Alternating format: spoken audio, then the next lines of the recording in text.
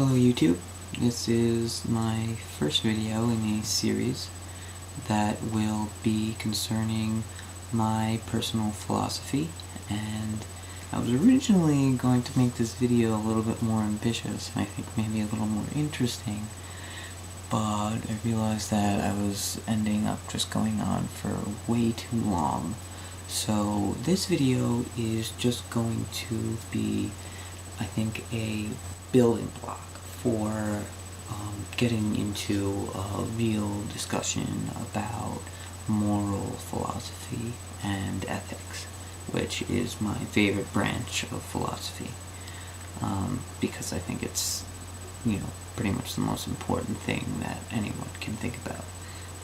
But I'm going to get into that in another video, which will, I think, probably be one of, a pretty important video. For me, anyway, maybe not for you. But what I'm going to talk about today is what decisions are moral decisions, and which decisions can you examine under the moral or ethical microscope, or magnifying glass, or just, regular eye, whatever. And I think that most people would say that most decisions that they make, the trivial decisions that you make, like what kind of drink you're gonna get, or what book you're gonna read later, or what movie you're gonna watch tomorrow, or something like that, what clothes you're going to wear, maybe some people don't think that's trivial, I think that's trivial. That those don't really have any moral applications, that they don't have that kind of character, they're not that sort of decision. But I think you have to take certain other things into consideration, because of chance, or fate, or, whatever God's plan, or something like that, that kind of comes in and, affects those decisions. Because at that point, say you're at a restaurant and you decide to get a Coke.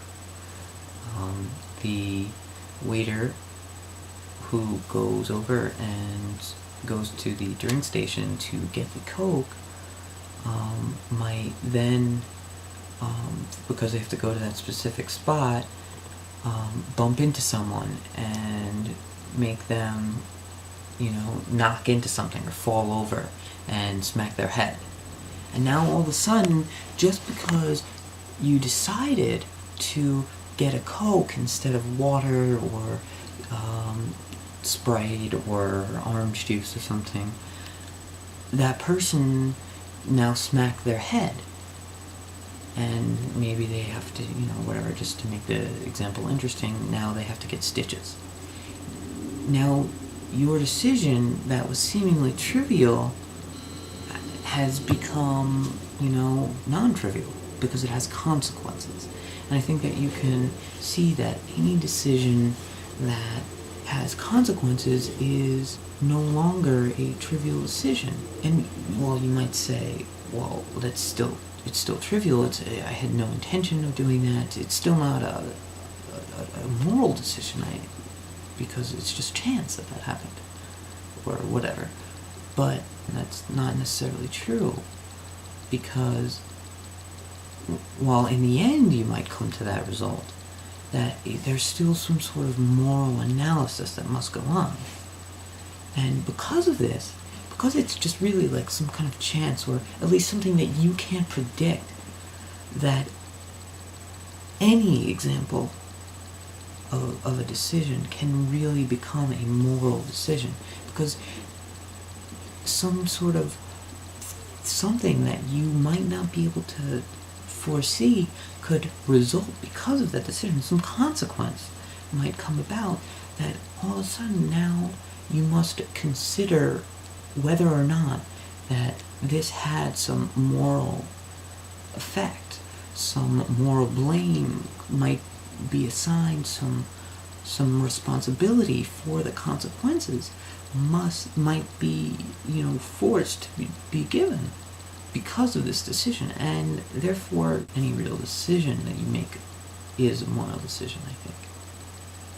Alright, that's it. And if you would like to post a response or a comment, that'd be totally cool. Exposing any flaws in my argument, if you like. I think that would be great.